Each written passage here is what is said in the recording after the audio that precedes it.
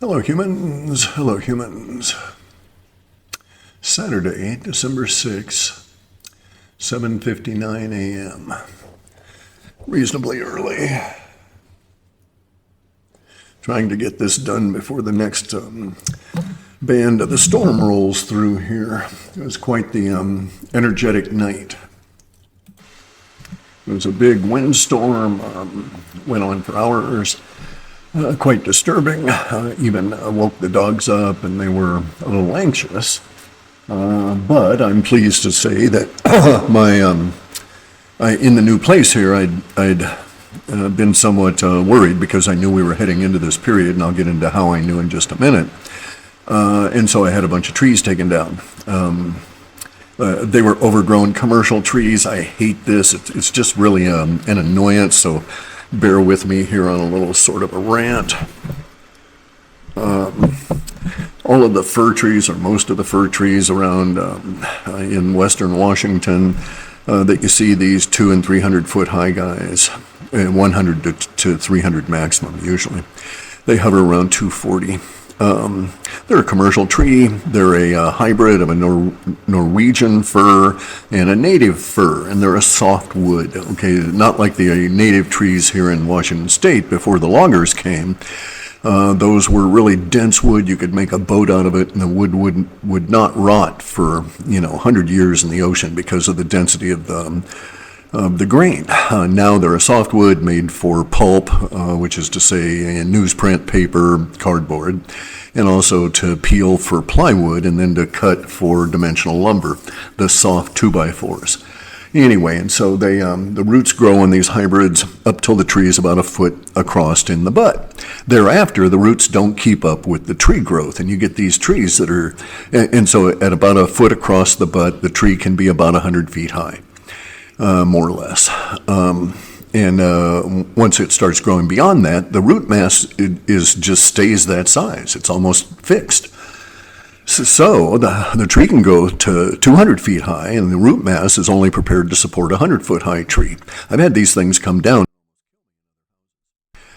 So I had these trees taken down because I knew these storms were coming. Now, and I'm quite pleased about that. We got it done just in time, and literally there's still some logging equipment on the property and a few of the trees that are down, ready to be taken off to the mill. The cleanup work, basically. And here we are with the storm last night. I don't know that we would have lost any, but I do know that my driveway is now covered with debris from the neighbor's trees. At least my house is safe, though. No tree can fall and damage it, but I'm expecting a lot of that. Why am I expecting that? Well, we have this.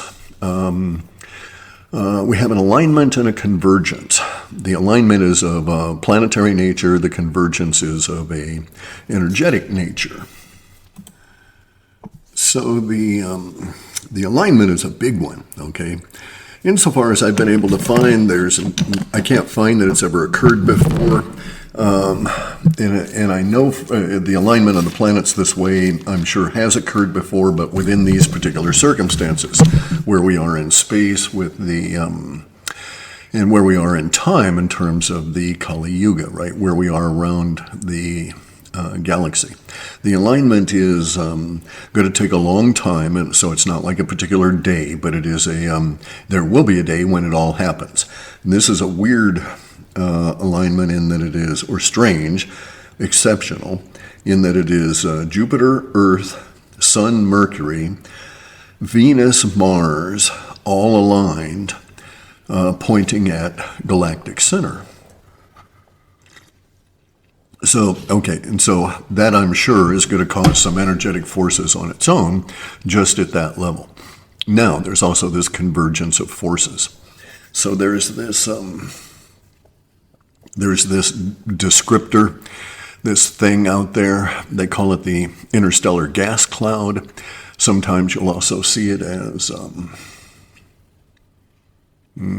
I think it was called the interstellar gas lens, okay, because of the effects that it has. Anyway, This gas cloud is gas in space, helium primarily, and hydrogen at a higher density than in other areas of space. So we wouldn't even notice if we could be in space, you wouldn't even notice it. It's so thin. But nonetheless, over space, it's a very large difference. And it's a cone. And Earth is going through that cone. And it is a cone because of the spiraling aspect of our galaxy and the other galaxies around us, and the residual effect that spiral has on all energies that are leaving it, right? So nothing comes out of our galaxy in a straight line at a natural level. Everything will always come out as an aspect of a large arc. The only thing that run in straight lines are the space aliens, UFOs, that kind of thing, right? Anyway, so over the course of these next few months, we're going to go through this interstellar gas cloud or cone. It will exit the cone at the very end of January. I'm expecting a very harsh winter here in the Northwest as a result of this, not simply because of our movement through the interstellar gas cone, but rather because of how that cone affects our weather and what goes on within that cone.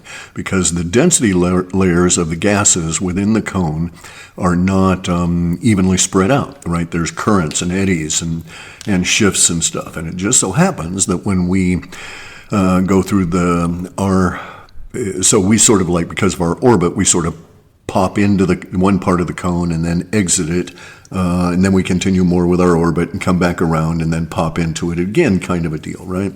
And we're into the cone for 2 months, December and January. This is why I wanted those trees down. They had to come down anyway. They should have been harvested 15, 20 years ago. They were like 3 feet across on the butt, and they were going to come down. A lot of them were rotten also. Sorry about that. That kind of shit just irritates me.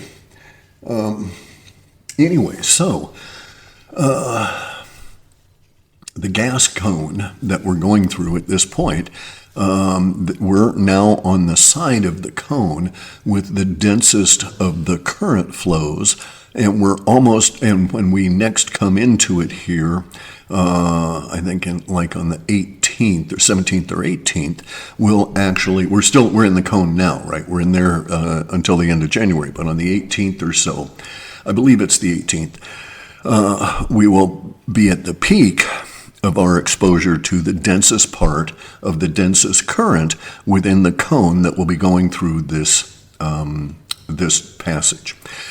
And then that will take, and so that'll be the densest part, and then it'll take us until sometime in January to come out of that current and exit the cone again a few days later. So we'll come out of the current, it'll be a ratcheting down of the effect, and then a few days later that effect will leave us. This effect will certainly, and always has, been shown to have correlations to our weather. And so I'm expecting some, rather fierce winters, right? Winter stuff this year, as I've been saying, right, for a few months now. Anyway, so the alignment is going to cause, it also can be thought of as a force as well, with Jupiter as the anchor or the lens back to galactic center, whichever way you want to think about it. So I'm expecting that the alignment process over these next months will also produce a number of energetic effects that will be as part of the convergence that we're going through. In addition to that, it's going to be astro up the yin-yang on this thing because of the alignment. Everybody's going to be getting all whipped up and stuff. And you'll have these transits where the planets, interfere with each other's energy, and they affect you. You'll feel it. It'll alter your life a bit. All right, so there's other forces that are converging at this point, larger forces, galactic or universal, however you want to think about it. And these are also manifesting, right? Such as the appearance of Three-Eye Atlas, undeniable space aliens, at the same time that within humanity we get to, or at least within the USA, we get to this point of, so far, maximum focus on UFOs and our officialdom, right? And then now also we have the appearance of the first accepted peer-reviewed paper for a journal about the idea of consciousness as a substrate. Basically, undoing gritology in one fell swoop, changing the paradigm that way. And this is basically what I wanted to talk about today, was the process we're in now and what's going on. So we're in a paradigm shift, okay? The last time humanity went through, humanity has paradigm shifts all the time, like the rise of the Mongolian Empire brought in different kinds of mathematics and stuff to people, all of these different sorts of things. The paradigm shifts, though, have not been ubiquitous to humanity. They've always, so far, up until this modern age with modern communications, they've been reasonably isolated. So, they affect part of the planet, not other parts. We're now coming into global paradigm shifts that take a while to work through all of humanity. One of them that's emerging now, or one of the paradigm that we're shifting out of now, is the materialism, where materialism rules everything, grit rules everything. Now we're coming into this idea of the ontology of consciousness as the basic substrate, and the grit world simply being a perceptual illusion that has some really cool aspects of it. As science now understands that we're getting into this and start talking about it, then that will provide more and more validation for the concept of co-creation, where your subconscious, your perception, participates in creating the general common shared reality. That's why I call it that, common shared reality. It's because it's the common parts of the delusion that we all share, right? Anyway, and so this then means, by extension, that because the substrate of reality is consciousness, because you're an isolated part of consciousness, because you share your subconscious, as they call it, with the greater consciousness, you're able to aid in the co-creation of the illusion itself through your subconscious. Ergo, it logically follows that if you were to apply conscious thought to it, you could alter your subconscious such that you were able to consciously participate in that co-creation to your benefit. That's what we call manifesting. And just to get another bitch out there, no, manifesting is not magic, right? I'm not going to do a video where I manifest, an ostrich in my gym building, anything like that. That's not manifestation, all right? That's illusion. That's delusion. Manifestation is where your conscious mind instructs your subconscious to put an image in. It holds an image, and it instructs your subconscious mind to put a feeling into your body that causes a resonance with that image out in the greater consciousness that responds to your subconsciousness, and that greater consciousness alters the creation of reality to suit the image that you're putting out there. This is easily seen and is quite factual when you understand that reality is that there is no solidity. There's no there, that the atoms are an illusion. And so, so are you, actually. And so all of your problems are, and so on. And you can put your mind to correcting all of these. This is what manifestation process is. And you put the energy into the to the desired image in an appropriate way by creating energy within your body, usually involving the vagus nervous system, so you get a feeling, a resonance for it, and you put that in there. And then if you're perceptive enough, you'll get a feedback from universe through your body that the thing is done. And then you give it up. You just stop putting out the energy because there's no point. Universe has got it's got your order. There's no point to bitching about it that you don't have the fries yet, right? So you just wait for the fries to arrive. And so that's basically the process there. It has many complexities. Each of these aspects are are simple in themselves. You can't have internal conflicts to your manifestation, so you can't manifest somebody dead out of hatred, that kind of thing, right? And if you have a terrible feeling about yourself as a horrid person, you're never going to be able to manifest yourself as, in anything other than those feelings that are expressed, because universe is reflecting that back to you continuously. Once you tumble to this idea, you start changing your thought patterns, start doing anything you can to control that wild-ass mind that keeps throwing words at you, and then things change because you have done that. And that's what they call doing the inner work, right? That may, for some people, that may be meditation. For other people, it may be physical exercise because they're able to dampen down the linguistic center of their brain when they're exercising. They get, quote, get into the zone. And then they're able to project that feeling out into universe, and it resonates and provides back what they want. Universe is cooperative that way. It will indeed cause people to come into your life. So you can use manifestation to cause to fill needs in your life at that level, at a social level as well as physical, right? You can also use manifestation to correct body ails, as I am doing. So I'm having to rebuild from cancer. I've got into the manifestation in a serious way these last 8 years. I've explored it at a great depth, and I know a lot more about it now than I did then. And again, it's not fucking magic, okay? It's a skill.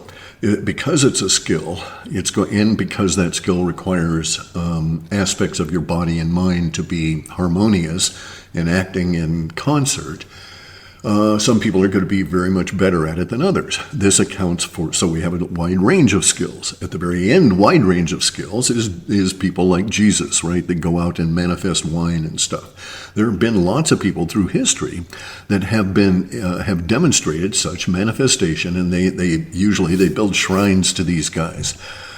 India, all over Asia, this kind of thing, right? It's happened frequently. There's been an association of these kinds of manifestations with what used to be called the Magi, who came out of Persia, out of what we now call Iran,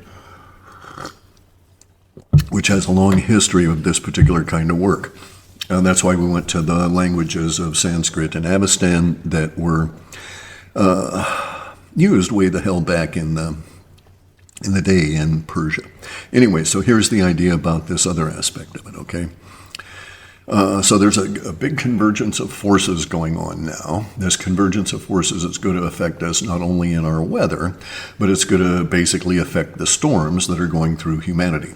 These, so right at the moment, let me back up for a second, on top of the astrology transits and alignment coming up, which is going to affect everybody and really throw, it's going to give Heidi a lot of work as an astrologer, because everybody's transits are going to be, driving them crazy, right? Because of this once in, who knows how long alignment. And this also, by the way, I think participates in the delineation of the yugas, but I won't go into that now. Okay, so in addition to all of that, we have, at an astro level, we have 3i Atlas, and we have a whole flurry of solar storms. The solar storms I expected usually come at the end of our transit through the gas cone. So I wasn't really expecting a lot of solar storming until, say, the last 2/3 of January. That we're getting into it in, October, November, and December at this level of intensity, I'm putting down to 3i Atlas's presence. That amount of mass, if Avi Loeb is correct, 33 billion tons, and the amount of energy it's using that is apparently generating on its own, and its weird magnetic effects, et cetera, I think are participating. Also, we now have reports coming in from a lot of different astronomers that have cameras here on Earth that are saying, well, geez, guys, 3i Atlas appears to have activity around it. Like maybe lots of little ships buzzing around, that kind of thing. I'm hoping that will be clarified in these next few days, but I doubt it. Really, the way that the information stream is so controlled. Anyway, so we're in a paradigm collapse, which is the old materialism, at the same time that there's all these planetary alignments and other energetic force changes in our actual physical universe, as much as it is physical. And those forces, in my opinion, can be expected to rain down on us. That's why, for instance, I had those trees taken down, and I'm doing all this stuff to prepare for a harsher winter here than may be usual, and also perhaps longer, because of all of these forces coming in. I expect the Northern Hemisphere's winter pattern to be exceptional all the way around this year. Okay, so the energetic convergence, the convergence of energies, is going to be felt and expressed in humanity as well as in our weather and crap, right?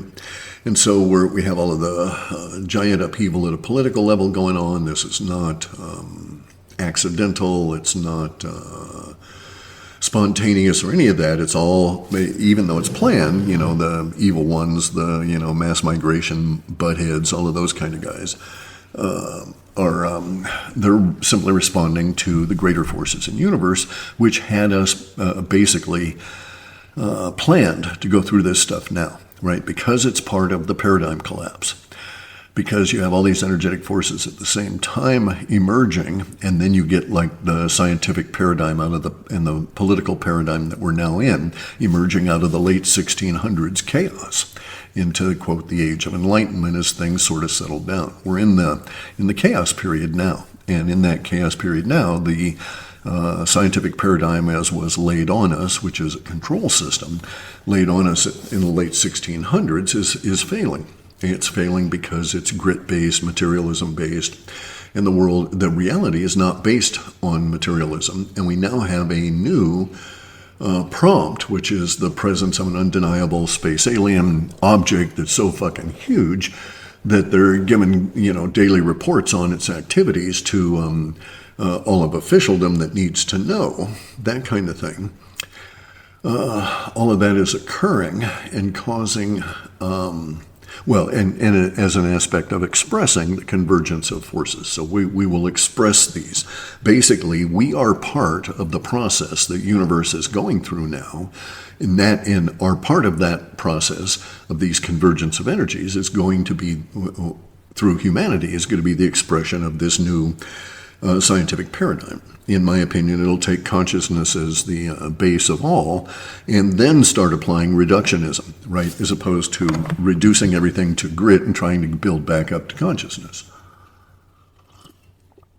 Anyway, and so as a result of that, we're going to get into things like the manifestation process. We're going to get entirely new philosophical approaches to things, and as a side effect, religion's going to die. Okay, all of the religions that are based on Judaism that have anything to do with the Old Testament are just going to fade away.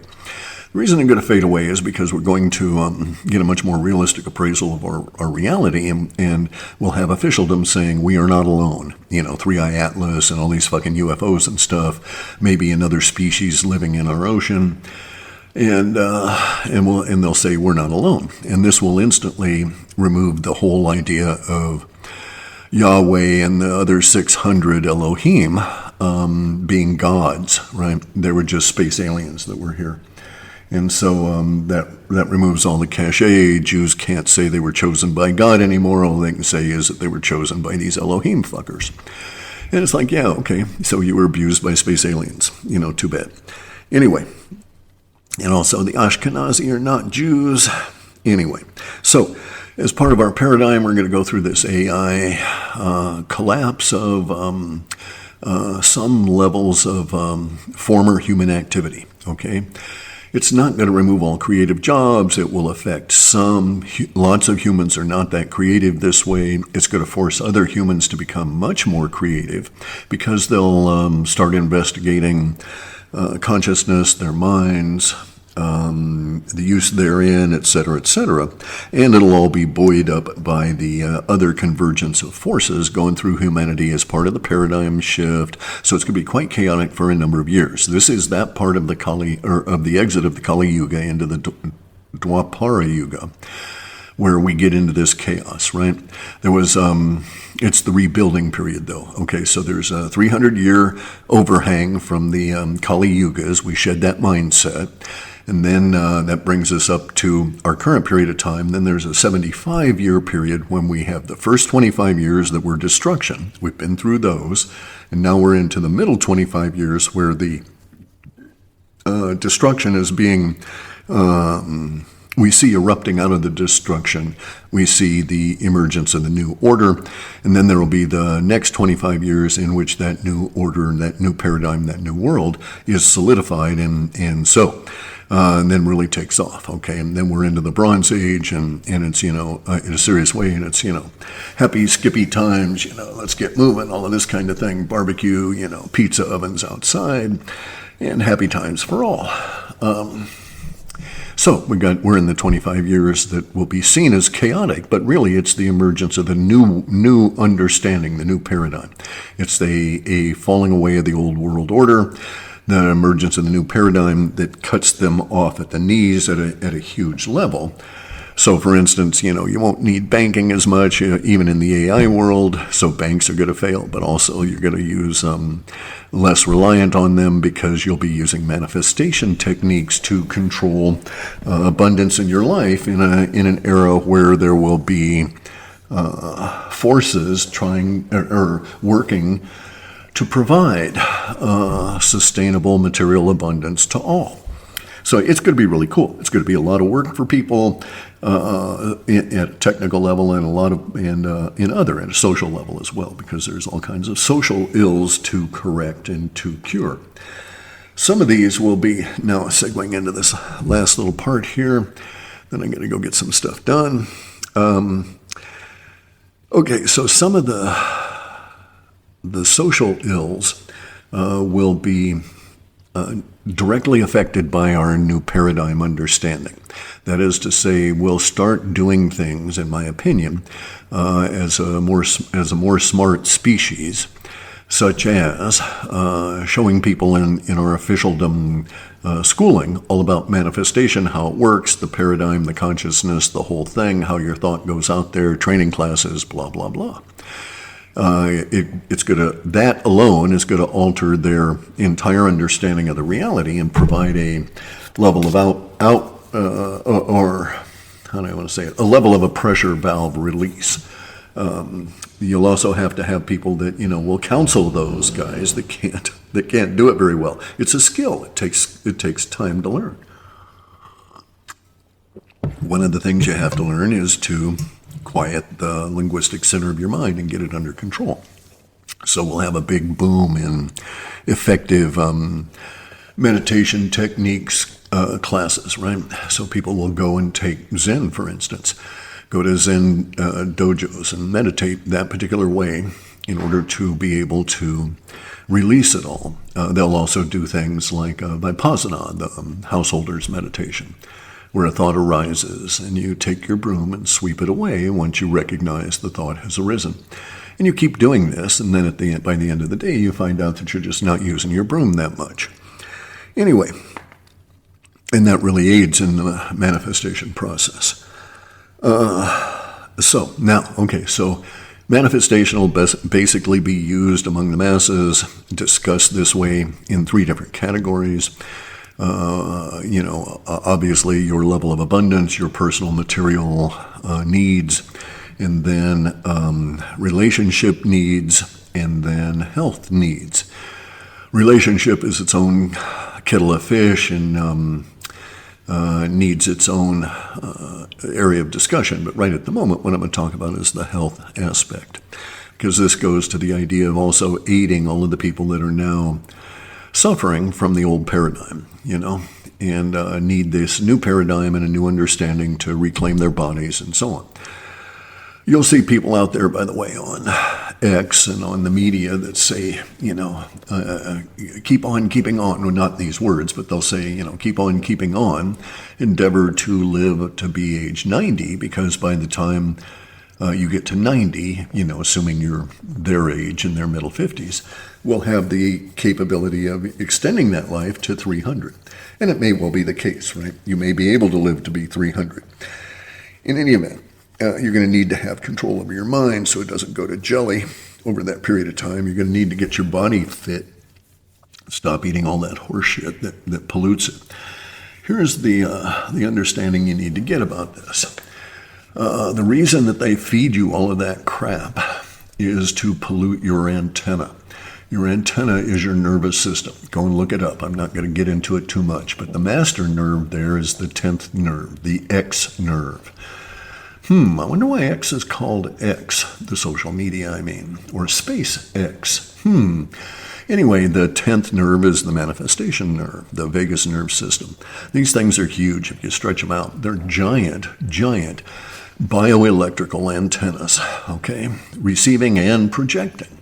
So they're you have the ability to focus with your nervous system as well as to receive information from reality. And this is why they want to pollute it. And that's why they give you all the crap food and they pollute your mind and all of this kind of stuff, and then also trying to control you through propaganda to keep your mind always in a negative bent, so that if you do have energy in your body, you're going to send it negative energy and corrupt your body and corrupt your mind and corrupt your outlook on life. And thus it'll ripple out and cause reality to be as twisted as you actually think it is.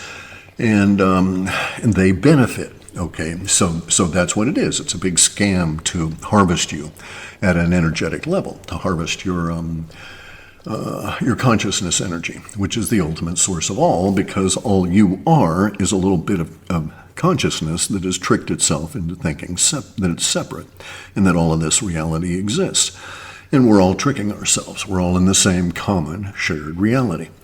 So if you get your body together and get it healthy, you suddenly start finding that, oh, look, my manifestation becomes a lot easier. Well, that's because your antenna is not polluted with all this crap, these chemicals and stuff. And so you can do that. You can also use manifestation to affect your body, but you have to understand how this stuff works. It's not magic, right? So you can't put in imagining and then get energetic behind it and cure a broken bone. You can, but it's probably going to be a lot easier to deal with the material reality of the broken bone and put a fucking cast on it, right?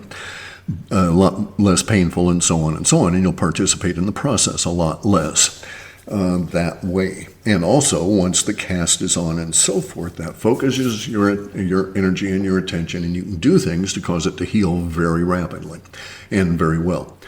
In any event, though, so the idea is that we live in this eternal now, and we live as a result of this, we exist as a result of this thing that we all call the event stream. Buddha called it that. Jesus referred to it as a stream.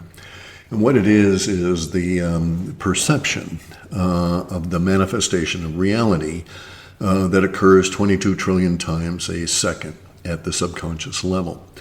And so that's a vibrational frequency, so to speak, right? And this event stream causes your consciousness to perceive itself within the physical body.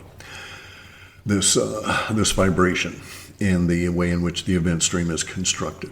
The event stream is creating your reality so fast you're not aware of that. Your conscious mind is not aware of that creation. And in fact, it participates in decoding that illusion. Now, here's the idea. Your physical body is actually the last part of the process. The physical reality in which we live, everything, is the last part of the event stream process. It's already, everything that's physical is already fading into what the scientists laughingly call entropy. All right, it's already fading into degradation. There is no entropy, by the way. It's a stupid concept that only exists in materialism. The universe doesn't work that way. So the event stream can be conceived of as being in a giant bubble. This giant bubble is the eternal now. You exist in this eternal now. You're never going to be in any other time. Time exists only as a result of your mind perceiving the duration of you existing within the eternal now. And so there's no time travel forward or back. That's an illusion, or that's a personal deception within the illusion that we all exist in. But here's the thing. This actually offers us some level of benefit. All right, if you understand how to work within the eternal now, which is what all of the manifestation and the perception classes will all be about. If you understand that, and you see it happening at a natural level with athletes and these kind of people, they recognize at some level that their body is fading into non-existent. It's the last part of the process. So they use their minds to put images out there of what they want their body to look like, and they're always refining those images and putting out energy within their body to back up those images. And so this is the way of the mind of the athlete, right? Whatever the athletic attraction, whatever the action or operation, doesn't matter if it's sport or dance or whatever. If you work with your body at that level, that's what you're doing. You always want your body to be able to do the particular dance move or martial arts move with a level of precision that you didn't see the last time you did it, right? So they're operating slightly ahead of the last part of the manifestation process, which is their physical body in this reality as the atoms are sloughing off and fading into the perception delusion, right? And that's really, if you look at it, that's what happens. If you were to just not do anything and take your mind away from your body, it would degrade very rapidly, go down to nothing. Your body is held together by your mind, as we see with those people that become mentally damaged by physical acts, and how rapidly their bodies degrade. It's because their mind is not there to participate in keeping it together, so to speak, right?